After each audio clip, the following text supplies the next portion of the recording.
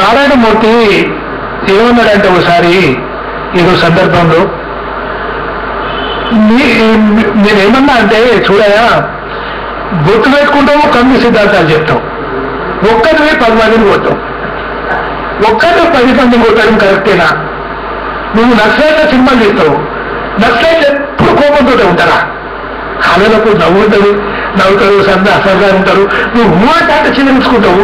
అది ఏ మంచి అనిపిస్తుంది నారాయణమూర్తి అనవల్ల ఏమండి కమ్యూనిజం మీరు ఒక్కరిదేనా, మీరేనా, మీరు ఎవరు చెప్పదా అని నా మీదకి లేచి చూడు నారాయణమూర్తి, కారం ఉంటుంది, కారం అన్నం వేసుకుంటాము తింటాము, అది కళ్ళలో ఇంకో చోట్ల వేసుకుంటా అంటే ఎట్లయితే చెప్పు, ఏడ ఉపయోగించాలి అది ఉపయోగించాయా, అది కరెక్ట్ కాదని చెప్పిన అన్నట్టు సందర్భం ఒకటి. అప్పటి నుండి నారాయణమూర్తికి నేను అంటే కోపము. నరసింహరావు యాక్టర్ డైరెక్టర్గా అంటాడు ఆయన, డైరెక్ట్గా. నరసింహరావు డైరెక్టర్ కాదు, నేను డైరెక్టర్ డైరెక్ట్ చెప్తాడు అన్నట్టు. నరసింహరావు డైరెక్టర్ అయితే సినిమాలు ఎందుకన్నా పైసలు ఎందావు, పైసలు పిచ్చి నీకు, కళ పిచ్చి ఆయనకు. కళ కోసం ఆయన బతికిండు, నువ్వు పైసల కోసం బతున్నావు, అంతే, వ్యత్యాసం ఏం లేదు. నువ్వు ఏం మాట్లాడుతావు, మా సినిమాలు కావాలన్నా అంటే నేను నమ్మ పైసలు వచ్చేది సినిమా మాట్లాడాను అంటే ఎప్పుడు నేనే దుంకాను. తర్వాత గద్దరికి నేను ఏమీ వేయలేదు అన్నాడు. కట్నం ఏమి ఇవ్వకపోవచ్చు, చిన్న కారు ఒకటి ఇస్తున్నా పెళ్లి కట్నం అన్నట్టుంది వ్యవహారం. తరగని గని అని రాస్తాడు, తరగని గని ఎవరు టైటిల్స్లో తరగని గని వస్తుంది. నేను గద్దరి పాట ఒక్కటి తీసుకునేస్తాడు, మరి ఎవరికి పాటలే చెప్పచ్చు సమాధానం. అన్నాను వాడు రాలే, ఆర్థిక ఇబ్బందులు ఉన్నావు కదా, నువ్వు మద్రాసా అని చెప్పేస్తే ఇలా మద్రాసు పోవడము చేయడం ఎట్లా జరిగిందో చాలా పైసలు వచ్చినాయి అన్నది బాగున్నాడని చెప్పిన రోజు కూడా నారాయణమూర్తి ఉన్నాయి. చెప్తున్నాను సంగతి అంతా ఉన్నది వ్యవహారం. అబద్ధాలు ఎందుకు ఆడాలి? ఆయన మీద ఆయన మీద కూర్చుంటే కాలగడ కూర్చుంటాడు. నేను చూసిన ప్రత్యక్షంగా అంత అధ్యక్ష దెబ్బ కొట్టాలన్నట్టును. ఇవాళ నారాయణమూర్తి సంగతి అది. నారాయణమూర్తి ఫీల్డ్కి ఎందుకు వెళ్ళి అంటే ఆయన నా ఇంటికి వచ్చి 2-3 సార్లు తిరిగిండు. ఆయన నన్ను అడగలే, నేను ఆయన అడగలే. నేను యాడ్ చేస్తాను, నన్ను అడగలే. ఆయన సినిమా నా మొత్తం ఓవరాక్షన్ కనబడుతుంది నాకు. నేను ఓవరాక్షన్ మనిషిని కాదు. ఎక్కడి వాళ్ళు అప్పు వేస్తే ఇక్కడ నా వల్ల అట్లా అవుతా, ఎట్లా ధైర్యం చెప్పాను అట్లా చెప్తా. ఆయనకు అట్లా ఉన్నది, నచ్చకపోవచ్చు, నన్ను ఆయన తీసుకోలేదు. నేను ఆయన దృష్టికి కళాకారులనే కాకపోవచ్చు కాక నాకేం నష్టం ఉంది? ఈ రోజు నేను నన్ను పిలిచి మాట్లాడుకున్నారంటే కొంచెం ఏదో విలువ ఇచ్చి చిన్న ఆత్మీయం లోపల ఉందనే పిలిచింది కదా. నారాయణమూర్తికి అది ఊళ్ళో ఒకకపోవచ్చు కనుక నారాయణమూర్తి కూడా నమస్కారం అని మా అంతా మేమున్నాము, ఆయన అందరూ ఆయన ఉన్నారు. అది సరే బ్రదర్స్ చెప్తాం. Thank you sir. నేను తెలంగాణ విద్యావంతుల వేదిక స్టేట్ కమిటీ మెంబర్నండి. ఒక చిన్న అంశం గుర్తొచ్చి నేను మాట్లాడదాం అనుకున్నా. మీకు సుపరిచితులు ఉండొచ్చు దాసి సుదర్శన్. దాసి సుదర్శన్ నాకు మామ అవుతాడు. నేను ఎప్పుడో 25 సంవత్సరాల క్రితం చైల్డ్హుడ్ లో ఇక్కడ నాగార్జున సాగర్ ఇంట్లో ఉన్నప్పుడు ఈ కొమరం భీం సినిమా సంబంధించిన కొన్ని డ్రాయింగ్స్ పెయింటింగ్ చేస్తున్నాడు. ఇదేంటి మా మాట చిన్న స్కూల్లో, ఇదేంటి మా మాట కొమరం భీం సినిమా తీస్తున్నాంరా అని చెప్పుకొచ్చిందనమాట. కానీ అప్పుడు కనిపించిన కొమరం భీం అంశము తెలంగాణ ఉద్యమం ఒక ఉప్పలాగా లేచిన తర్వాత ఆ సినిమా హాల్లో ఆడింది. అంటే ఒక ఉద్యమ నేపథ్యం ఉన్న సినిమా, ఒక తెలంగాణ అంశంతో కూడుకున్న సినిమా, తెలంగాణ ప్రజల ఆకాంక్షలు నిర్లిప్తమైన సినిమా. అటువంటి సినిమాలు అటువంటి ఉద్యమ సందర్భాలను ఆడినాయి అని నాకు అనిపించింది. నార్మల్ సంవత్సరం టైంలో ఆడినట్టు కనబడలేదు. కానీ దానికి ఆ చైతన్యాన్ని ఎప్పుడు ప్రివైల్ అవుతూ ఉండే విధంగా ఏమన్నా మీ ఆర్టిస్టులు తీసుకుంటారా స్టెప్స్? ఎందుకంటే ఇప్పుడు మీరు ఒక మాట అన్నారు, చిన్న అంశం ఏమన్నారు కదా, మీరు లెవెల్ ఎత్తినట్లనే అది ఆ కంటిన్యూటీ ఉండే విధంగా ఆ చైతన్యం ఎప్పుడు ఫరెవర్ ప్రివైల్ అయి ఉండే విధంగా ఆర్టిస్టులు కూడా ఆ కోణంలో ఏమైనా ఆలోచిస్తారా? తప్పకుండా ఆలోచన చేయాలి. ప్రతి పోరాటం ప్రత్యేక తెలంగాణ కోసం జరిగిన, తెలంగాణ జీవితాల కోసం జరిగిన ఆనాటి సాయుధ పోరాటమైన అవన్నీ గుణపాఠాలు తీసుకొని మనం మళ్ళీ సినిమాలు తీసి తెలంగాణ అంటే ఇది, తెలంగాణ బ్లడ్ ఇది, తెలంగాణ పౌరులు ఇట్లా ఉంటారు, తెలంగాణ ఇంత సూటిగా ఉంటుంది, తెలంగాణకు నైతిక విలువలు ఉన్నాయి, మానవత్వం ఉంది, మంచితనం ఉంది, విలువలు ఉన్నాయని చెప్పాలంటే ప్రతి పౌరుడు ముందుకు రావాల్సిందే, అది కాపాడుకోవాల్సిందే. అయితే ఇప్పుడు మా ఊరి సినిమా ఇట్లా క్యాసెట్ రూపంలో వస్తుందో, రేపు పొద్దుకి మా టీవీలో వస్తుందో, అట్లే కొమరం భీం కూడా తీద్దామని.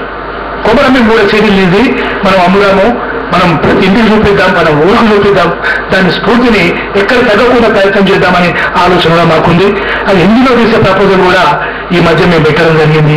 అయితే ఏదైనా అది నిర్ద్వందంగా మనస్ఫూర్తిగా ఒప్పుకునే వాళ్ళే నిజమైన తెలంగాణ వాళ్ళని నాకు అనిపిస్తుంది. కేసీఆర్కి తెలియదా తెలంగాణ విషయంలో కూడా కుమరంభీమును బయలుదేర్చిన వాళ్ళు ఎవరు అని? రేపు ఉపన్యాసం ఉంది జోడెన్ ఘాట్లో అన్నప్పుడు, మొన్న వర్ధంతప్పుడు ఆయన పోయినప్పుడు నాకు ఆఫీస్ నుండి ఫోన్ చేయించి కొంచెం మ్యాటర్ కావాలి తెలంగాణ కుమరంభీముకు సంబంధించింది, మీ దగ్గర ఏమంటే ఇవ్వండి, కేసీఆర్ రేపు మాట్లాడతాడని రాత్రి నాకు 10 o'clock ఫోన్ చేస్తే ఆ టకటక కూర్చొని 2 గంటల ఉన్న మ్యాటర్ ఇమీడియట్ గా వాళ్ళు ఎవరు వస్తే పంపించాను, అయిపోయింది. తీరా జోడెన్ ఘాట్ పోయిన తర్వాత కుమరంభీం సినిమా విషయంలో ఒక్క మాట మాట్లాడలేదు. పోనీ నన్ను రమ్మని పిలిచిందా? పిలవలేదు. పోనీ ఇక్కడ రమ్మ పిలిచిందా అంటే ఇక్కడ గాంధీబాబు పిలిచిండు, ఇది రవీంద్రబాబు పిలిచిండు, పోయి కాసేపు వెనబడి వచ్చినాము, అది వేరే సంగతి. కేసీఆర్కి ఎందుకు గుర్తు లేకపోయిందంటే అది వ్యవహారం సీఎం కదా అనుకోండి. ఆ నెంబర్ ఉన్న సబార్డినేట్స్ ఉంటారు కదా, వాళ్ళు గుర్తు చేయలేదు, వాళ్ళు కూడా చెప్పలేదు, పిలవలేదు. వాళ్ళేమో అక్కడికి వెళ్ళి ఫోన్ చేస్తున్నారు. కుమరంభీం కొడుకు ఫోన్ చేస్తాడు, మనవాడు సోనేరావు ఫోన్ చేసి అలా మీరు రావాలి తప్పకుండా రావాలని అక్కడ అందరూ అడుగుతున్నారు నన్ను. నేను విలువలేదని నేను చెప్పలే కూర్చున్నా. కానీ ఏం లాభం? ఆ పంపేయడం మీకు చెప్పారు, మీకు ఎందుకు ఫోన్ చేయించారు, నంబర్ మీ దగ్గర తీసుకున్నారు. నేను పోలేను కదా, నేను పోలేకపోయినాను.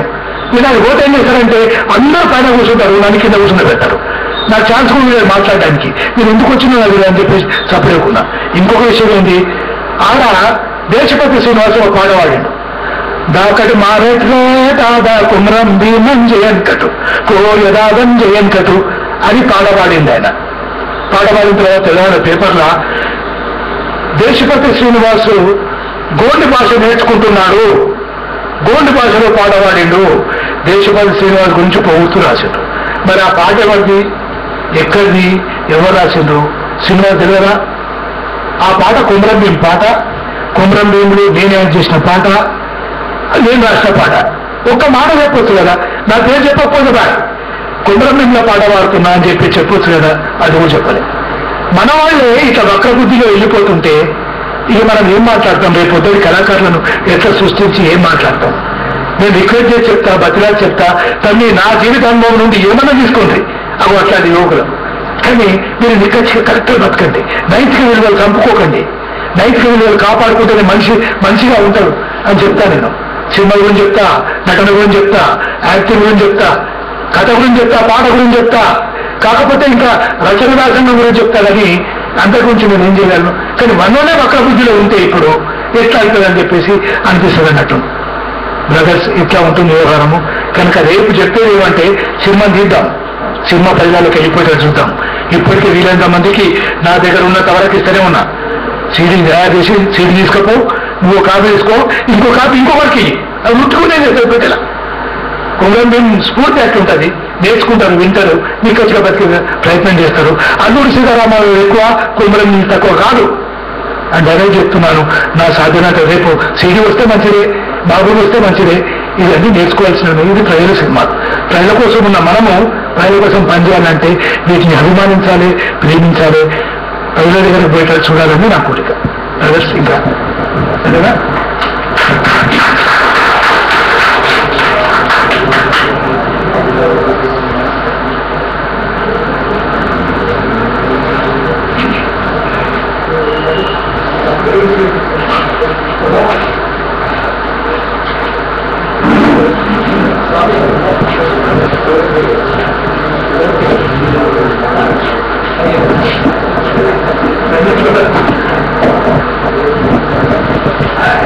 ఈ సమావేశాన్ని భూమించే అవకాశం నాకే ఇచ్చారు, నాకు చాలా సంతోషంగా ఉంది. ఎందుకంటే అందరం గత స్మృతుల్లో మన గ్రామాలు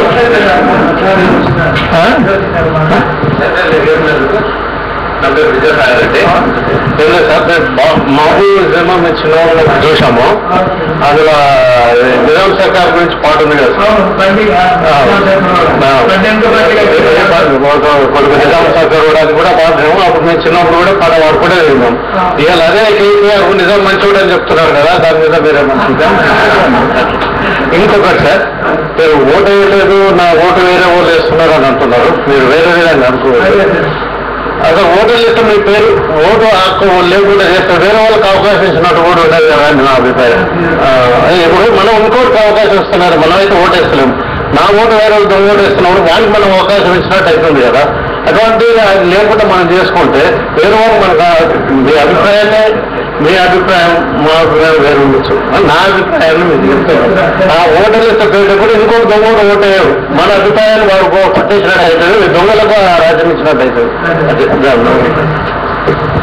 బండెనక బండి కట్టి గుర్తుకొచ్చింది కనుక బండెనక బండి కట్టిన తోటి మాటలు మాట్లాడతాను. ఆ ఓటు విషయం చాలా డిస్కషన్ ఉంటుంది, అది వేరే సంగతి. నా వ్యక్తిగతమైన అభిప్రాయం చెప్పినాను. అయితే ఒకనొక నేను నమ్మిన పార్టీ 1000 మంది ఉన్నారు, 1000 మంది ఉన్నారు దేశవ్యాప్తంగా. నేను నమ్మిన పార్టీకి నేను తలవంచి ఉండాలి కనుక నేను మాత్రం ఓటు వేయదలుచుకోలేదు. నా ఓటు నిర్లక్ష్యమైనా సరే, నా ఓటు 46 మంది వేస్తున్నప్పుడు ఒక ఓటు 40 వేసినప్పుడు నిజమే ఉందని అది రాపాసినప్పుడు వేస్తారు. ఎవరు కూడా దొంగ ఓటు లేకుండా ఉన్న రోజులు వచ్చి ఓటుకు డబ్బులు ఇవ్వకపోతే సారా సీసాలు నా 3,000 రూపాయలు మొన్నపరిచారు. 3,000 రూపాయలు సారా సీసాలు ఇవాళ కూడా సంగతి కట్టుంది కదా అని విసిగిపోయినా. అది కారణం. నా విసుగు తెల్లారి నేను తప్పకుండా ఓటేస్తాను. ఇది బాగుంటుంది, బ్రహ్మాండంగా ఉంటుంది.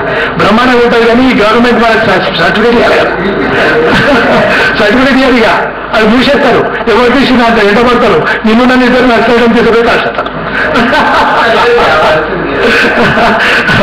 మీది చాలా ప్రమాదకరమైంది కదా చెప్తున్నాడు. ఎందుకంటే కేసీఆర్ కాకపోతే ఆ నెంబర్ ఉన్న బాంట్లు ఉన్నారు కదా, పోలీసు డిపార్ట్మెంట్ అంతా అది ఏం చెప్పలేము కదా. సరే మీరు అన్న దాని ప్రకారం తీస్తే సెన్సార్ ఎవరి కదా మనకు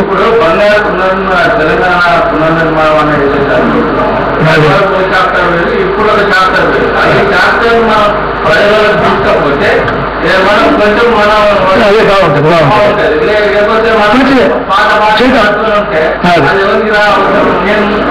ఎగ్జాంపుల్ చెప్తాను. కొన్ని రోజులు చూస్తున్నా నేను దీపక్ అలా చూస్తాను. నీకు దాంట్లో ఎట్లా నేను పక్కబడి నేను నా మిస్టర్ కలిసి పోయి చూసాను అమ్మాయి ఏందో పిక్చర్ అనుకోతే ఆడబోతే ఇవ్వలేవు. పరిస్థితి అట్లా ఉంది. మరి నిజమే అట్లా ఉంది. ఈవెన్ మా భూమి వేసినా కూడా ఎవరు లేరు అక్కడ. వరంగల్ వేసినాం ఒకసారి, దాంట్లో కూడా ఎవరు లేరు అప్పుడు. అయిపోయింది. ఇప్పుడు కొత్త సినిమాలు తీయాలి. ఎట్లా ఇంట్రెస్ట్ ఉంటుందో ఆ సినిమాలు తీయాలి. ఎట్లా ఇంట్రెస్ట్ ఉండాలి, ఎట్లా పోరాటం తీసుకోవాలి. అదే ఎంత అమాయకమైన దశ అంటే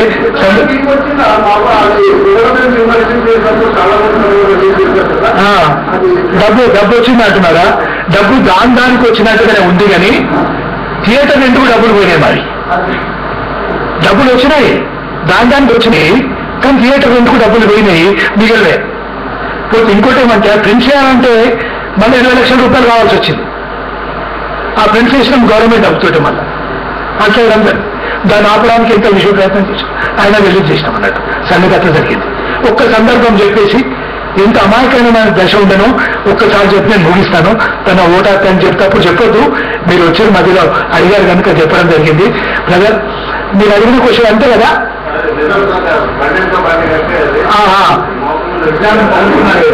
నిజాం పోగొడుతున్నారు. అయితే ఆ నిజాంను పోవడానికి కారణం ఏంటంటే మీరు ఎవరన్నా ఆయన అభిమానులు ఉంటే నన్ను క్షమించాలి. కేవలము ముస్లిం ఓటర్స్ బతుకుంటందుకే ఆయన నిజాంను పోగొడుతుందా అని నాకు అనిపిస్తుంటది. ఒక పాయింట్. ఇంకోటి ఏమంటే ఒకవేళ నిజాం మంచి పని చేసినోడు అయితే జీవితంలో కూడా కాశీపు నజీ చేసిన దుర్మార్గాలకు ఆయనకు ఎందుకు కూడా శిక్ష లేదు బతుకున్నప్పుడు. ఏమంటారు? కాశీం నజీ చేసిన పనులు నిజాంకు తెలియదు అంటారు. తెలిసినప్పుడు ఆయన పదవి నుండి విరమింపజేసినప్పుడు నువ్వు చేసిన దుర్మార్గాలకు ఆయనకేం చేయాలో కూడా శిక్ష చేయాలి. ఎందుకే ఇట్లా చేసుకుంటే నిజాం గురించి చాలా చరిత్ర మన దగ్గర ఉంది. దాన్ని పొగుడుతూ వాళ్ళు అంటున్నాడు, దాన్ని మేమైతే వ్యతిరేకిస్తున్నాం. నేనైతే వ్యతిరేకిస్తున్నా. నిజాంలో వేయకుండా కూర్చోవడం కరెక్ట్ కాదు. నిజాం నా వ్యక్తి అని చెప్తున్నది అయితే ఉందో, చెవులు కట్టించిందంటూ, కుంటలు కట్టించిందంటూ, ఇది చేసిందంటూ, అది చేసిందంటూ, దాని అనాలిసిస్ ఇదిగో మాలాంటి సార్ ఉన్నారు, ఇట్లాంటి వాళ్ళు ఎంతో చేస్తారు. రేపు పొద్దుటికి తెలుస్తుంది కూడా, అది జరగవలసినప్పుడు అది కూడా విషయం తెలుస్తుంది. నిజాం కూడా మాత్రం నాకు వ్యక్తిగతంగా మాత్రం నచ్చలేదు ఉన్న విషయం. అది మంచి చేస్తే చేసి ఉండొచ్చు, ఏ మంచి చేసినా చరిత్ర చెప్తారు. ఆయన ఒకడంటూనే కాదు, ఆయన నమ్మకంలో వ్యతిరేకించిన వాళ్ళు చాలా మంది ఉన్నారు. అది సంగతి. బండెంక బండి గట్టి పాటలో ఏ బండవుతో కొడుకు అని చెప్పినప్పుడు నేను గద్దర్ నరసింహరావు అందరం ఉన్నాము, ఆ డాన్స్ ఆడినాము. ఆ స్టెప్పులు కూడా ఇట్లేస్తే మంచిగా ఉంటుందని నేను కూడా మా వాళ్ళకు నేర్చుకోవడం అది చేయడము జరిగింది. అది షూటింగ్ లో ఉన్నాను నేను చెప్తున్నాను. అయితే అదే సీన్ లో ఒక షాట్ వస్తుంది. ఏం షాట్ అంటే తుపాకుతో కొడితే పిల్లగాడి కింద పడిపోతాడు. ఈ డమ్మి తుపాకుతో కొడుతున్నాం. వెంకటేష్ అనే అబ్బాయి మాకు ఆఫీస్ బాయ్గా ఉంటుండే, అతను కూడా అక్కడ ఉన్నాడు. గౌతమ్కి అతను నిలబడ్డాడు. కనబడేవారు కదా ఈ రజాకర్లు ఊళ్ళలోకి వచ్చి రైతులను కలిపే విధానంలో కూడా తుపాకుతో ఒక పిల్లగాడిని కాల్ చేసిందనే షాట్ అది. అయితే వాడిని అక్కడ నిలబెట్టి పరమనవకర బలాలను అని చెప్పి మేము చెప్పినాం అన్నట్టు. అయితే వాడు అక్కడ నిలబడ్డాడు. ఇక నలుగురు నిలబడ్డారు. ఆ వెంకటేష్ను ఈ రజాకర్ కాల్స్తున్న దృశ్యం ఇది. అయితే అక్కడ పక్కనే వాళ్ళ అమ్మ నిలబడి చూస్తుంది. ప్రేక్షకులందరూ చూస్తారు కదా, ఆమె కంటికి పుట్ట వేస్తుంది అన్నట్టు. వాళ్ళమ్మ ఆమె షాట్లో లేదు, వాళ్ళు ఉన్నారు, రజాకర్లు మాత్రమే ఉన్నారు. కంటికి పుట్ట వేస్తుంటే నేను చూసినా ఎందుకు నేను చేస్తున్నది, పోయి ఎందుకు వేస్తున్నామన్నా, ఇక్కడ వేస్తూ చంపేస్తున్నారు బిడ్డ అంటున్నారట. ఎంత అమాయకురాలు. ఏంటమ్మా అంటే వెంకటేష్ని చంపేస్తున్నారు. పటేలు దొరలు వెంకటేష్ని చంపేస్తున్నారు. ఆ ఊరి పటేలు భూపతిరావు సాగు, భూపతిరావు సార్ పిల్లలు మేమందరం. ఆ సార్ కూడా మీ ఎంత కూర్చున్న సార్ కూడా మేమందరం ఆయన దగ్గర తెలియడము, ఆయన దగ్గర ఉండడం అనుకుంటాం. మేమంతా క్లోజ్ ఆ కుటుంబానికి. ఆమె ఏడ్చిందంటే ఎంత అమాయకురాలు అనిపించింది. అప్పుడు నేను చెప్పిన చావడు ఉట్టే పడతాడు, నువ్వెందుకంత బాధపడుతున్నావు అంటే నా కొడుకుని చంపేస్తాడని భయం అవుతుందని. ఇంత అమాయకమైన జీవితాలు అక్కడ ఉండే ఇప్పుడు ఉన్నాయి. ఆ సినిమా రేపు వేస్తున్నాను 9:30కి, ఓసారి చూడండి. సారీ నేను టైం ఎక్కువ తీసుకున్నాను. మిత్రులారా, భూపాల్ గారితో ముఖాముఖి చాలా అర్థవంతంగా జరిగింది. భూపాల్ గారిలో ఉండే నిజాయితీ, కళాకారుడిగా ఆయనలో ఉన్న కమిట్మెంట్ మనకు బాగా అర్థమైంది. తను నిజంగా మామూలు కళాకారుడిగా కాకుండా సమాజం గురించి, జీవితం గురించి చాలా అబ్జర్వేషన్ చేశాడు. అవన్నీ తన జీవితంలో అనుభవించి తీరును మమ్మల్ని బాగా ఆకట్టుకుంది. అట్లాగే ఇవాళ ఉగాది అయినప్పటికీ కుటుంబంతో గడపకుండా వచ్చి ఇక్కడ గడపడం చాలా సంతోషకరమైన విషయం. ఇటువంటి కళాకారులు అరుదుగా ఉంటారు. తను చెప్పినట్టుగా సినిమా రంగం పెద్ద కొత్త మొత్తం కమ్మవాళ్ళ చేతిలో ఉండేది. కొంత కాపులు భావిస్తున్నారు. తెలంగాణకి ఎక్కడ పాత్ర లేదు. ఇప్పటికైనా సినిమా రంగం పూర్తిగా తెలంగాణ అస్తిత్వం సంతరించుకోవాలా. తప్పకుండా ఈ తెలంగాణ సినిమా ఆంధ్ర సినిమాను డామినేట్ చేయాలని మనం కోరుకుందాం. దానికి తన పాత్ర కూడా ఉంటుంది. చాలా ఆలోచనలు మనందరం దాన్ని సహకరించాలని చెప్తూ ఈనాటి సమావేశాన్ని నిర్వహించడానికి ఈ తెలంగాణ రిసోర్స్ సెంటర్ కృతజ్ఞతలు చెప్తూ అందరికీ నమస్కారాలు. Thank you.